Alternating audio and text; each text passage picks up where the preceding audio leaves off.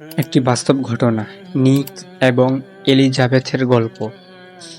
নিক ভুজিসিক একজন অস্ট্রেলিয়ান যিনি জন্মগতভাবে হাত-পা ছাড়াই পৃথিবীতে এসেছিলেন। শারীরিক প্রতিবন্ধকতার কারণে তিনি ছোটবেলায় প্রচুর কষ্ট এবং সমাজের অবহেলার শিকার হন। কিন্তু নিজের অদম্য সাহস আর মানসিক শক্তি দিয়ে তিনি জীবনকে নতুনভাবে শেখার চেষ্টা করেন।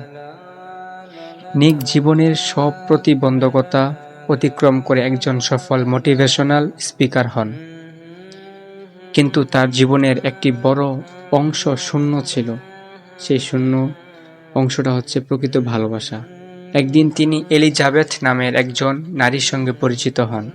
এলিজাবেথ নিকের শারীরিক অবস্থা সম্পর্কে জানার পরেও তার প্রতি ভালোবাসা অনুভব করেন। তাদের সম্পর্ক সহজ ছিল না।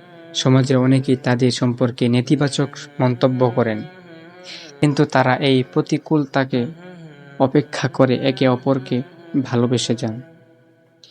তাদের ভালোবাসা ছিল পরস্পরের প্রতি সম্মান, সহমর্মিতা এবং নির্ভরতার প্রতীক।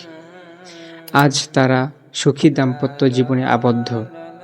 তাদের সন্তানও আছে, যা প্রমাণ করে যে ভালোবাসা শুধু বাহ্যিক সৌন্দর্য নয়, বরং অন্তরের গভীর সংযোগের বিষয়। এই গল্পের শিক্ষা হচ্ছে ভালোবাসা সত্যিকার অর্থেই শর্তহীন এবং ত্যাগের মাধ্যমে তা পূর্ণতা পায়।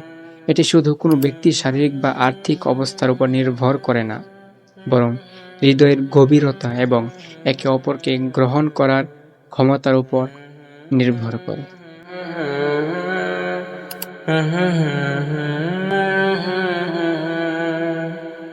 হুম হুম